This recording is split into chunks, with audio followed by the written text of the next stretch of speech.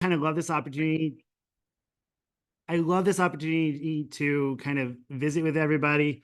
I'm just sharing the things that I've done recently in the AI world. It's been such an amazing past year with all the technologies, and there's so many things I want to learn. But hopefully, by sharing, maybe we can have some more conversations about what AI powered classrooms might look like.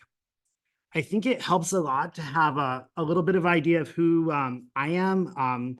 I consider myself a lifelong maker, just a real love for kind of this type of education. I really love the idea that when a student walks in the door that, they may come with an idea or dream and we can help them prototype it and move it from maybe from to prototype or to product. And it's an amazing place to do kind of the work. And I'm just kind of passionate about doing that. No matter what type of maker space you're in, I think, that we all have different identities, philosophies, workflows. I wanted to share a little bit about ours. We've been a Fab Lab since 2015. We offer a number of different classes in our space: entrepreneurship, design, making. We do digital design classes elsewhere, but we kind of incorporate that into our class space. And one of the unique things about our school is that on our Fridays, which is the 5th day of the week, we kind of open up our classrooms to doing workshops. So students and teachers build workshops that students might be doing projects in. They might be on field trips, or they might be here, they might be doing reviews. But for a Fab Lab like space, we're constantly able to kind of say, hey, we're going to have a very intentional 5 through 12. We're grades 5 through 12 workflow, and that we're going to be able to sometimes teach specific skills like how to use a laser cutter. And sometimes we're just doing design thinking exercises like, let's build a food truck park. And it can span a whole lot of things. It gives us this space to kind of be creative with what we teach. And I kind of really enjoy that. All right. So to me, like, no matter where you are, there's the 2D flow and the 3D workflow as far as projects you're doing. And for AI tools, we're an Adobe school. So all of our students have access to the Adobe package of products. But I know everything I'm talking about today is really kind of interchangeable with whichever tools you're using. For like 2D vector designs, I use this in Adobe Illustrator, but I've also, done Midjourney. I've done Stable Diffusion. I just really kind of enjoy the way that we can kind of take this technology and help it be part of our workflow. So with 2D art, a lot of times it's just, how do we get our students into their work faster so that they're designing and prototyping? So in the same way that a student might sit and do a lot of time kind of doing an illustration, we want them to get there quick, let them to try it out on products, and then spend their time, maybe when they have extra time, refining their diagrams, or maybe even redrawing their artwork. In the 2D world of vectors, we do logos, we do packaging, we do storyboarding, we do graphic art projects, because there's entrepreneurship projects and engineering projects coming through constantly. It's just so fun to kind of be able to prompt. I would just sit there and prompt on my own all the time if I really could. I love how fun it is to prompt, but I really like how it kind of speeds up that first little layer of prototyping with that 2D art design. I've had a lot of struggles with kind of incorporating it into some of the, like, well, I can't really do laser cutting yet. I haven't found good solutions there, or graphics like words. It's not quite the same, but there's a lot here that I just really have enjoyed doing. Same thing with our 2D, like with the rasters. We use Photoshop, we'll do prompts, we'll see how things kind of go. A lot of it's storytelling. If you're doing a design thinking exercise, it just gets to the point very quickly. Hey, I just need a picture of a cactus to represent my artwork for now, and I'll come back and fix it later if I need to. We're doing a project this morning, on game board designs. So it's kind of in that, can you kind of incorporate that into what you're doing? Lots of shirts, silkscreen masks, things like that, just a little bit faster and teaching the skill instead of spending a lot of time on the illustration. And, a lot of people will be like, well, that's such a fun part. It is. And it's just one of those things that we're kind of missing out on. And then in the 3D world, I go back to using the chatbots all the time. I'm a Bard person, but ChatGPT is what most of the students use. So, just using it to help kind of write a script for a product. So this is at the very top here is Fusion 360. I just ask in the chat bot, hey, I'm writing a program in Fusion 360. Can you write me a script to, in this case, do an interface so I can take 3 parameters and vary them as an output.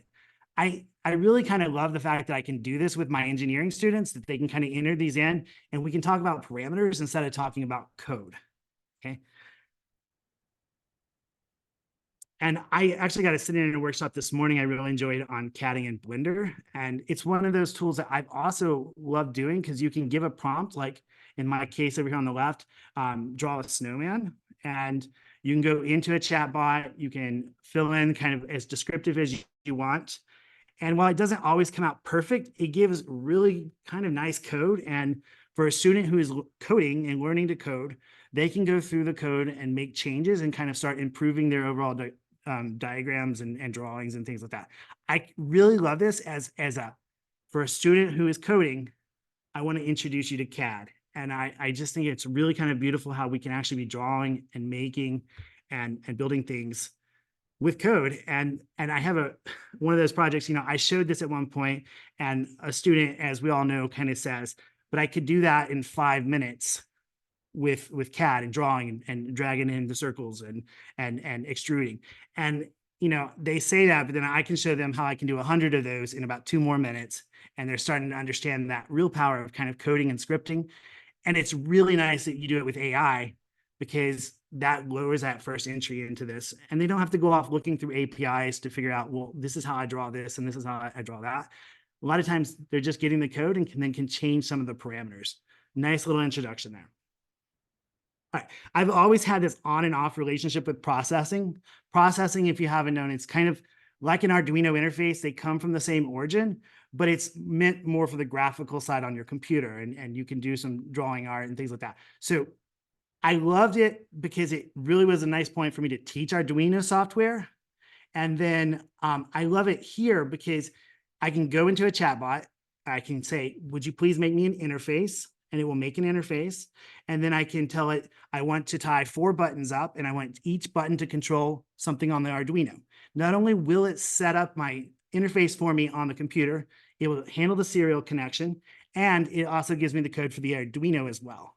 And, processing I've used in the past to do like 3D modeling. So you can kind of do something very similar to what I just showed with Blender, where you kind of go through and prompt out building of shapes and then setting scenes. So there's more I want to do there. I just haven't really kind of figured out what I want to do with drawing in this environment. But I do like using it to interface with an Arduino, and being able to just skip right to, here's the code, get it in and go is really nice.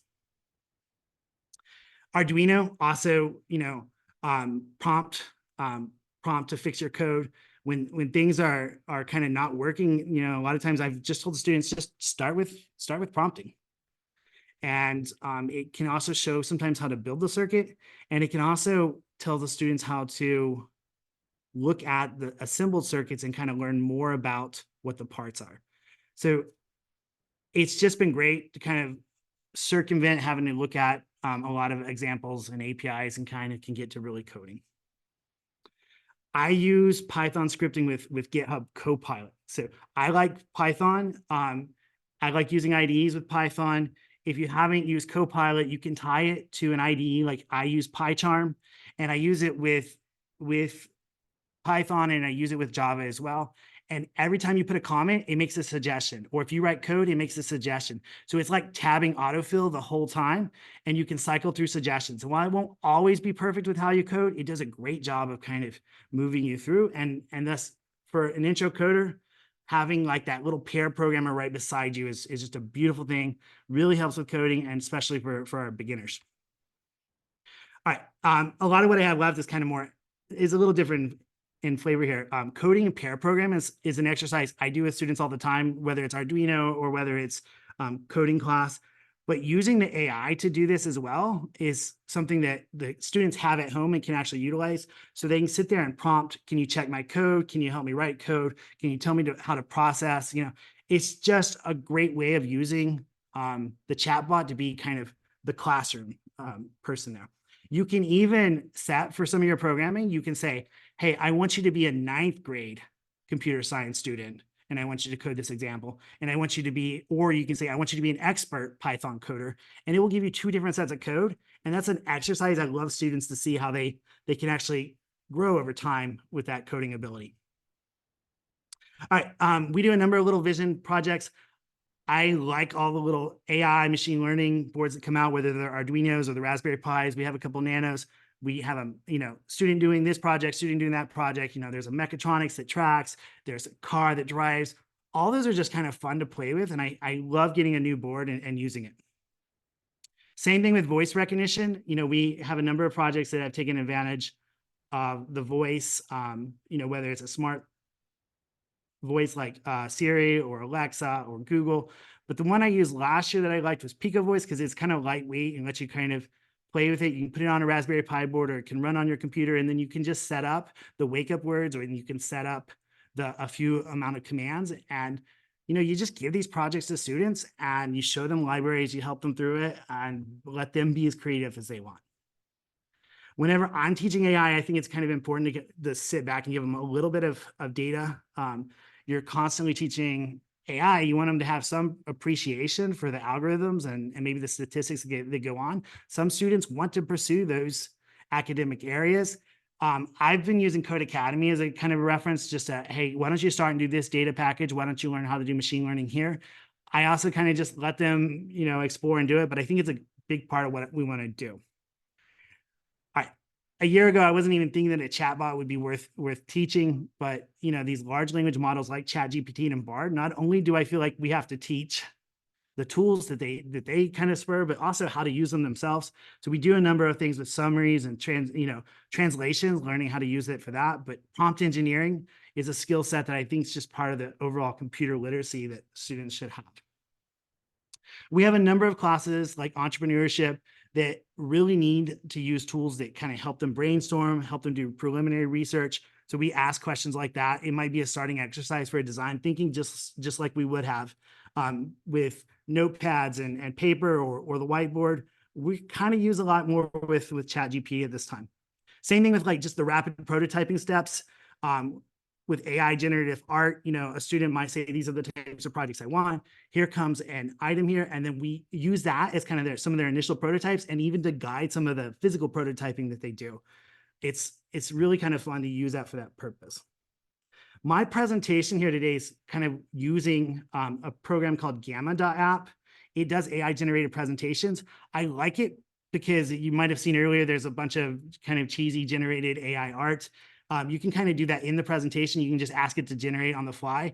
And then I also do things like formatting, where I say, hey, can you just turn this into bullet points instead of a paragraph? And it will do that on the fly. And it makes a nice little thing. Our students started using it just because we can get out a prototype of a presentation in about 30 minutes, giving us a half a class or so to actually give the presentations. And that's one more thing that we really want to do here at our school, is kind of focus on those soft skills like communication and collaboration.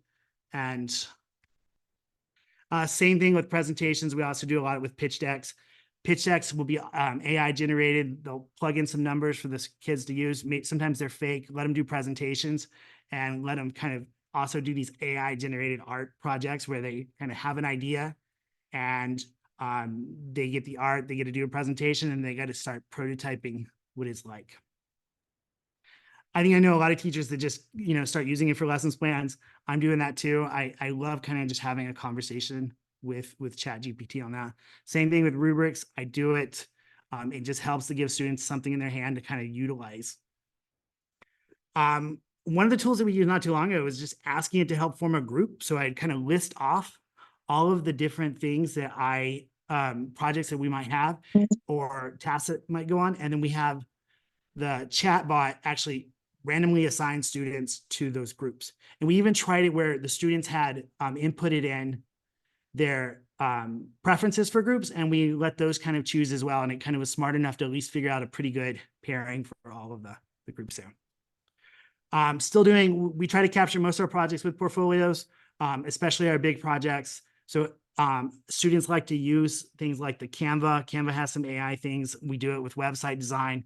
You can kind of prompt. You can sometimes use AI art to kind of just fill in the space. Same thing with like ChatGPT, just getting students to where they ask, hey, what steps do I need to complete this project? And help me form a roadmap, or how do I do a Kanban for this activity? And it will do it. And it's been great to kind of teach those skills and just be able to assign that as kind of an early project to make sure that they don't need constantly asking me, the teacher, what steps they need to do next. All right, we use it for logos. Students like to come in during workshop times. They like to kind of grab and do things. So AI art with logos, lots of different things. We'll do logo generators. We sometimes do the Adobe Illustrator. We do it for our product design and entrepreneurship class. We put them on laser cut items. It's just nice. Same thing with infographics. We'll just generate them using one of the software packages, add them to 3D prints and decals, and kind of augment the aesthetics in a lot of ways. Product design, we run some design thinking, kind of like just the unboxing experience, the UX that a person might feel. So we'll fake print some boxes, maybe without a product in them at all, and let them go through the process. But it really helps to just have graphics and even some pictures of people playing with boxes as their experience there. I've done it this not too long ago, maybe just in December, with websites. You can just prompt for what you want. So I've generated and made this interface on the right. I know kind of which packages I want to ask for, and that's one thing I have to teach the students. But with a nice little prompt, I get a nice little interface, and then I can teach them how to incorporate their JavaScript and their packages to that product. We did the same thing in that class with phone apps. Since it works so well with websites, I was like, well, let's just do the next day with phone apps. So you do another prompt. You say, hey, I need you to do a prompt here that does this. I get my interface. And this allows us to kind of prototype, if someone's designing a product that needs an app as part of it, they can at least start getting it faked there, and they get it on their phone, and they can get it looking like they want. Final thing here I have is avatars. I put one at the very beginning. It's completely AI generated. Person's not even wearing a full shirt, but it's just fun to kind of ask students, hey, why don't we all create an avatar and tell a little bit about ourselves?